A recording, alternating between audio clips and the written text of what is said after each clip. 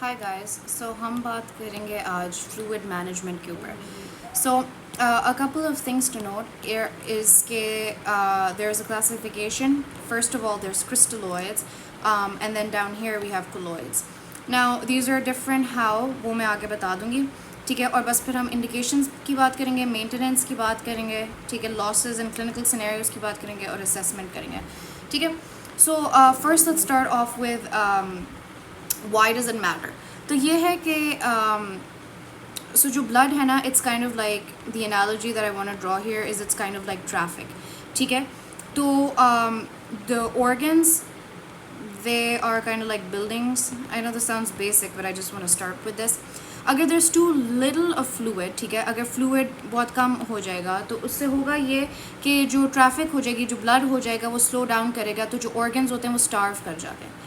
ठीक है, बट अगर बहुत ज़्यादा ट्रैफिक होनी स्टार्ट हो जाए और फ्लूइड ओवरलोड हो जाए तो देन ऑर्गन्स के साथ क्या होता है, ऑर्गन्स के अंदर स्वेलिंग हो जाती है, जनरली भी स्वेलिंग हो जाती है, ब्रीदिंग प्रॉब्लम्स हो जाते हैं, so breathing problems and organ strain हो जाता है. ठीक है, सो इसको मैं गंदा नहीं करना चाह रही थी, but I just wanted to give you like a very basic overview on why we need to manage IV fluids. So मैंने कहा दो टाइप्स ऑफ आईवी फ्लूइड्स हैं. तो क्रिस्टलोइड्स आर बेसिकली क्या होते हैं, देयर क्लियर, ठीक है, एंड दो चीज़ें होती हैं, या तो सॉल्ट वाटर होता है या शुगर वाटर होता है. ठीक है, ये बहुत आसान तरीका है याद रखने का. ठीक है, अब जो डेक्सट्रोज है, याद रखना कि dextrose is just the easy way to remember dextrose is sugar water. ठीक है, शुगर प्लस वाटर है. 0.9 saline is salt plus water, ये भी आसान है. ठीक है, हार्टमैन्स को हम रिंगर्स लैक्टेट भी कहते हैं, सो this is also ringers lactate. और ये क्या होता है, ये बैलेंस सॉल्ट्स होती हैं. ठीक है, तो बैलेंस सॉल्ट्स के क्या मतलब मुराद है मेरा, मतलब है कि जैसे कॉम्पोजिशन वैसे भी होता है ना, वो भी इसी तरह का होता है. वैसे ब्लड के अंदर होता है, प्लाज्मा के अंदर सॉरी जो होता है, so it's kind of like the plasma. लेकिन इसमें एक और चीज़ ऐड हो जाती है, लैक्टेट. ठीक है, और वो क्यों ऐड हो जाती है वो मैं बताती हूँ क्यों. ठीक है, तो इसको हम थोड़ा सा देख भी लेते हैं. 5% डेक्सट्रोज में इफ़ यू कैन सी, तो इन इलेक्ट्रोलाइट्स में से कुछ भी नहीं है. क्यों? क्योंकि इसके अंदर शुगर है.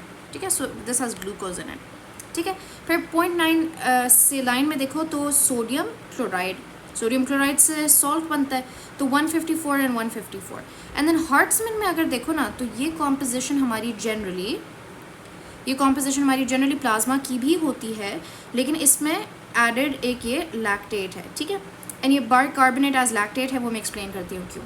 तो देखो प्लाज्मा, नॉर्मल प्लाज्मा की भी वैल्यूज़ लिखी हुई हैं, तो एज यू कैन सी कि वो रिंगर्स लैक्टेट से थोड़ा सा मिलता जुलता है.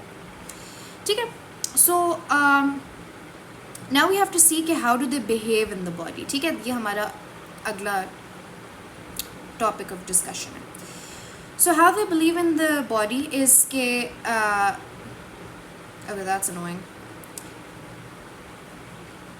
So how they behave in the body, we're gonna see that. So first of all हम dextrose की बात कर लेते हैं. ठीक है, 5% dextrose.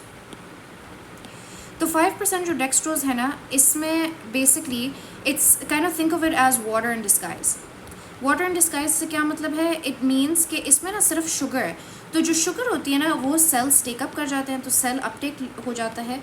ठीक है, और इसमें जब सेल अपटेक हो जाता है तो क्या हो जाता है, सिर्फ वाटर रह जाता है, so it's water in disguise. ठीक है, सो इट स्प्रेड्स एवरीवेयर, ये हर जगह जाता है. ठीक है, it spreads everywhere.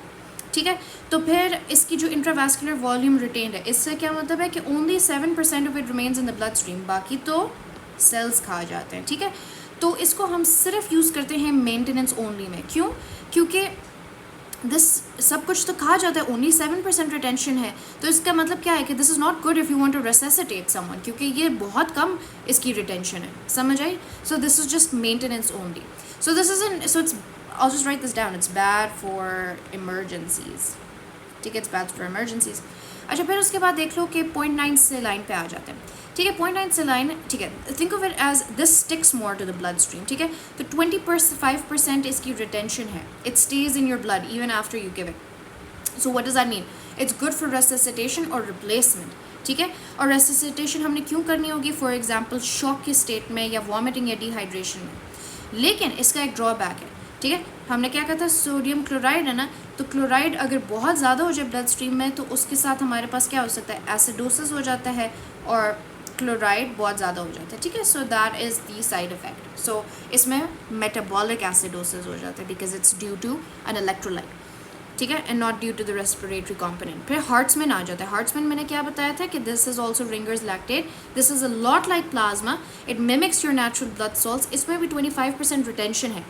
So plus lactate, ठीक है. सो लैक्टेट वैसे नहीं होता प्लाज्मा में, लेकिन ये इसके साथ लैक्टेट भी होता है. तो this is also good for resuscitation and maintenance, ठीक है. वाई? बिकॉज मेंटेनेंस क्यों है? Because it already looks a lot like your natural blood stream ना, तो उसको मेंटेन करने के लिए ये दिस इज़ गुड. रेसिसिटेशन के लिए क्यों अच्छा है? क्योंकि इसमें भी 25% रेसिसिटेशन है, ठीक है. और लैक्टेट क्या होता है? लैक्टेट जो है ना डीजेनरेट हो जाता है बाइकार्बोनेट में. मैंने यहाँ पर दिखाया था ना कि बाइकार्बोनेट है, तो this degenerates as bicarbonate. Now why is that important? Because जब हमारे पास कभी भी एसिडोसिस की स्टेट होगी, ठीक है, तो हम रिंगर्स लैक्टेट जब दे देंगे तो जो उसके अंदर रिंगर्स लैक्टेट के अंदर लैक्टेट कंपोनेंट है वो बाइकार्बोनेट में कन्वर्ट हो जाएगा और ये एसिडोसिस को करेक्ट कर देगा, ठीक है. तो हम ये कब देना चाहेंगे? This is it mimics natural वो. तो हम जब ब्लड लॉसेस एक्सपेक्टेड हो ना, फॉर एग्जाम्पल सर्जरी में पेशेंट जा रहा हो या ट्रॉमा में पेशेंट हो, तो तब हम रिंगर्स लैक्टेट देते हैं. तो ये जो दो इंडिकेशंस मैंने बताई है ना, एक is surgery number 1 and the second is trauma, ठीक है, नंबर 2. अच्छा, तो देयर जस्ट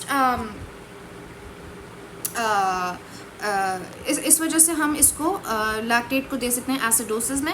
तो do not confuse it with lactic acidosis. Lactate does not cause acidosis. That is just something to remember. Okay. Now let's move on to the individual things that I just told. This is just a more polished version of everything that I said. But let's just review. 5% dextrose, hypotonic, but initially isomotic. Like, is that how you say it? I'm not sure. लेकिन so basically इसका मैंने क्या बताया था कि this is like glucose and water, right? तो जो glucose and water है तो initially जो है it is same osmolarity एक जैसी होती है. बट मैंने कहा था ना कि ग्लूकोज वो खा जाता है, तो ग्लूकोज जब कम हो जाएगा तो वाटर कंटेंट ज़्यादा हो जाएगा, तो उससे हाइपो ऑस्मोलैरिटी हो जाती है. So it's a hypotonic solution, ठीक है. Rapidly absorb by the cell which leaves free water. ये भी मैं बता चुकी हूँ कि जो ग्लूकोज है वो सेल्स खा जाते हैं, तो हमारे पास वाटर रिटेंशन होती है. Distributes across all compartments. इसका क्या मतलब है कि इट गोज़ एवरीवेयर. ECF में भी जाता है, ICF में भी जाता है, सेल्स के अंदर भी जा रहा है, सब जगह पे जा रहा है. But it's not suitable for resuscitation. Why? क्योंकि ये सिर्फ 7% इसकी रिटेंशन है, तो ये सिर्फ मेंटेनेंस के लिए सही है. So use in hydration when electrolyte free water is desired. तो इलेक्ट्रोलाइट्स फ्री वाटर जब हमें चाहिए होगा तो dextrose is good for it and it can be combined with potassium, ठीक है.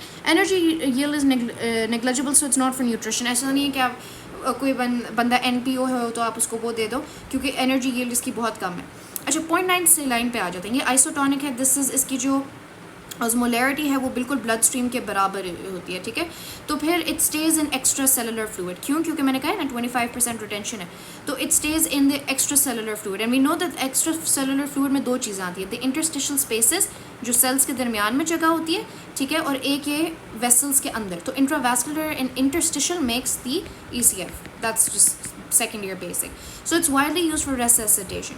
It is also used in replacement of GI and urinary losses. Why? वो मैं आगे बताती हूँ. And it can cause, मैंने इसका side effect बताया, hyperchloremic metabolic acidosis and excess. Now before we move on to colloids, बस एक और चीज़ हमारी रह गई है बताने वाली, वो Hartmann है. Hartmann also Ringer's lactate. It is also balanced isotonic because it mimics plasma, ठीक है, तो closer to plasma. And it's preferred in surgical patients, trauma या GI losses. Lactate है जो कि metabolize हो जाता है bicarbonate में, and it does not worsen acidosis. In fact, it is इसका bicarbonate जो है वो acidosis में हम देते हैं, ठीक है. तो that is that. Now we're gonna move on to colloids.